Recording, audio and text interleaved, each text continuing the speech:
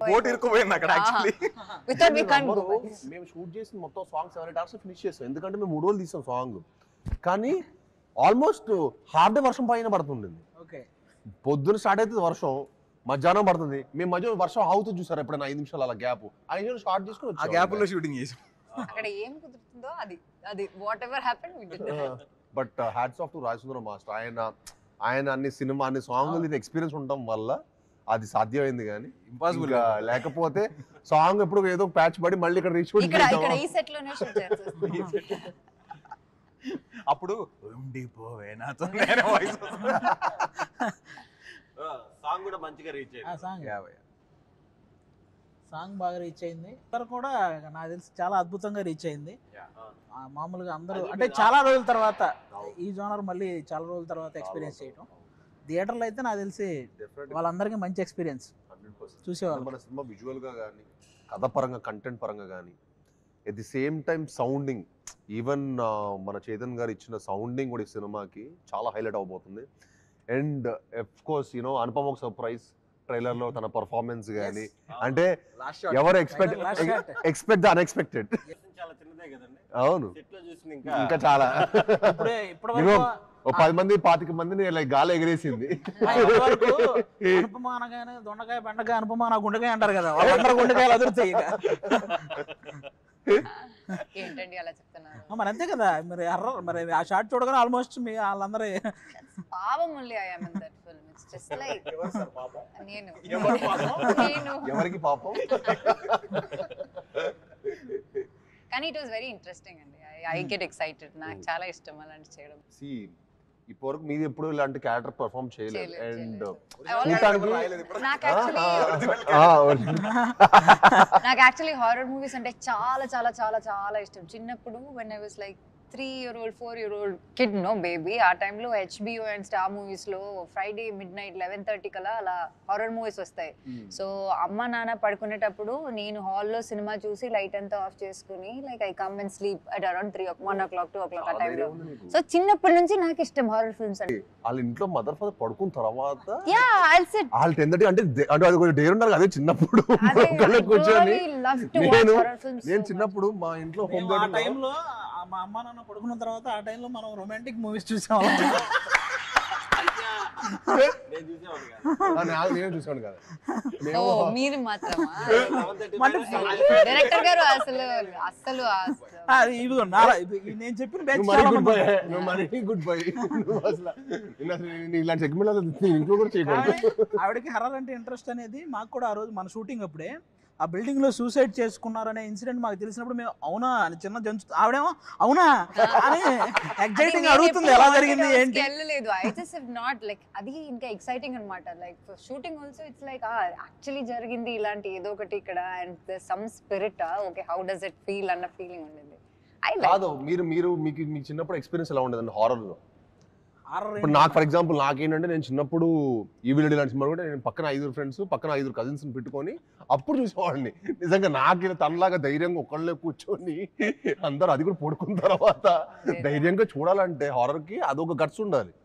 నేను ఎప్పుడో 5 ఫ్రెండ్స్ పక్కన రే ఏంట్రా ఏం జరుగుతుంది అలా ఈవిల్ సినిమా. చిన్నప్పుడు ఏంటన్నా ఇప్పటికీ కూడా నైట్ అయితే జస్ట్ మనం పాట పాడడానికి వెళ్తే ఇంకో పాట పాడుకుంటూ వెళ్ళాలి, లేకపోతే ఏదో చిన్న తెలియని భయం.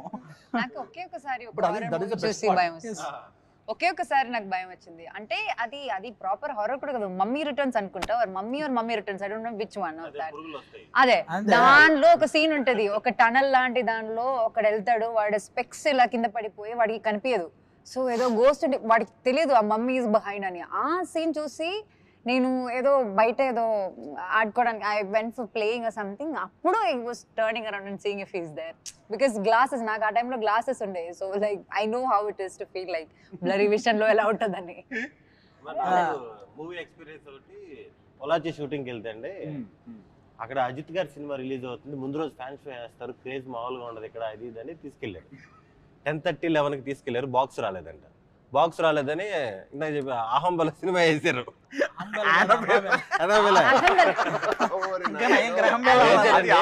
అహమృత్యు కాదు సినిమా అయితే ఆల్మోస్ట్ గుండె అయిపోయేది. చాలాసార్లు నేను అసలుకి నానా రకాల బూతులు తిట్టారు ఆ డైరెక్టర్ ని. మిమ్మల్ని తిడతారు అనుకోండి ఇప్పుడు చూస్తే. యానిమల్ కన్నా scary Chucky is the scariest one. మీరు అది ఏమో చూసారా? నాకు డోర్ తీసేటప్పుడు కూడా తిట్టేస్తున్నా, ఎందుకురా సౌండ్ వేసావు, డోర్ మామూలుగా తీయచ్చు కదరా. మాకు చక్కీ ఇస్ రియల్లీ స్కేరీ. ఆర్టిస్ట్ నేను చెప్పం కానీ మాకు ఒక హోటల్లో ఒక ఆర్టిస్ట్తో ఒక చిన్న ఇన్సిడెంట్. పడుకునే ముందు అతను బెడ్ మీద నేను పడుకుంటున్నాను మీరు అందరూ పడుకోండి అనేవాడు. ఎవరితో అన్నా చెప్తాను మన ఇద్దరమే కదా ఉంది ఇక్కడ అంటే, చుట్టూ దెయ్యాలు ఉంటాయి భయ వాటికి చెప్పి పడుకోవాలనేవాడు. ఇదేంటి ఆర్టిస్ట్ పేరు చెప్పకూడదు అంటే అదే అనుకుంటా. అంటే ఇది ఆటోమేటిక్గా ఆ మాట అన్నప్పుడు ఫస్ట్ ఇతని మీద భయం వేస్తుంది కదా. ఆ పడుకున్నంతసేపు నేను తర్వాత రూమే మారాను అతని వల్ల. అలాంటి ఆర్టిస్ట్ అనమాట, నీకు తర్వాత చెప్తా.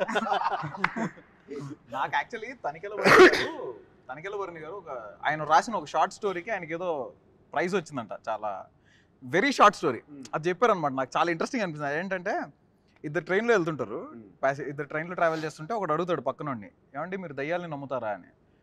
నేనా నమ్మను అంటాడు. కట్ చేస్తే ట్రైన్ టనల్లోకి పాస్ అవుద్ది. టనల్ నుంచి బయటికి రాగానే నమ్మనని చెప్పినోడు ఉండడు. అంతే అంతే షార్ట్ స్టోరీ. లైఫ్ లో ఎప్పుడైనా రియల్ గా చూసారండి ఆ ఫేస్ చేసిన ఎప్పుడు చిన్న ఇన్సిడెంట్ కూడా అలాంటి చోట అలాంటి చుట్టుపక్కల కూడా వెళ్ళేవాళ్ళు కాదు. ఎవడో చూసాడని మనకు చెప్పడం వల్ల మనం ఆ భయంతో ఉండడం తప్ప ఎవడో చూస్తున్నాడు. అది నేను నిజంగా నేను ఒక పాయింట్ వరకు నేను హారర్ సినిమా చూసాను కాదు, నేను చెప్పడం ఇష్టపడలా. నాకు యాక్చువల్లీ కౌశిక్ కథ చెప్పినప్పుడు కూడా నేను హారర్ లాగా ఒక ఏదో కొత్త స్పేస్లో ఉండింది. హారర్ ఎక్స్పీరియన్స్ ఉంటుంది, ఎట్ ది సేమ్ టైం ఒక థ్రిల్లర్, మన సినిమాలో ఒక మంచి కాంటెంట్ కూడా స్ట్రాంగ్ ఉంటుంది. సో నాకు ఆ ఫ్లో బాగా నచ్చింది. సో ఇంట్రెస్టింగ్ అనిపించేసాక నాకు హారర్ సినిమాలు ఎవరైనా చెప్పారు అనుకున్న ముందు వద్దురా బాబు అసలు వన్ ఆర్మ్ డిస్టెన్స్ నేరేషన్ అయిపోయినాక మనోడు చేసిన భయం వేస్తుంది కదండి. ఇలాగా సువర్ణమాయ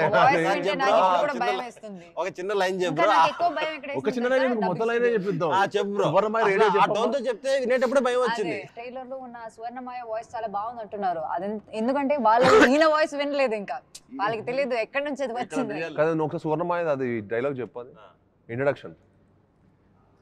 సువర్ణమాయ ఆఫీస్కి వెళ్ళినప్పుడు స్క్రిప్ట్ చెప్పేటప్పుడు కూడా చెప్పాడు. నా మైండ్ లో అయితే మీరు నమ్మరు, కరెక్ట్ క్లైమాక్స్ కి చాలా రేర్. అది కరెంట్ అనేది పోదు. జూబ్లీ హిల్స్ లో కరెంట్ పోవడం అనేది చాలా రేర్. సడన్ గా సినిమా అంతా అయిపోతుంది, లాస్ట్ లో కరెక్ట్ క్లైమాక్స్ ప్రీ క్లైమాక్స్ దగ్గర కరెంట్ పోయింది.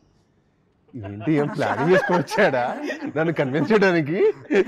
నాకు అర్థం కాదు. అప్పుడు ఏంటంటే నేను ఆ ఫేస్ లో ఎలా అంటానండి, మీరు నమ్మరు, ఒక 50-60 కథలు వేసుకుంటా రోజు. ఎవరు కథ పిలుస్తా అంటే వింటున్నా.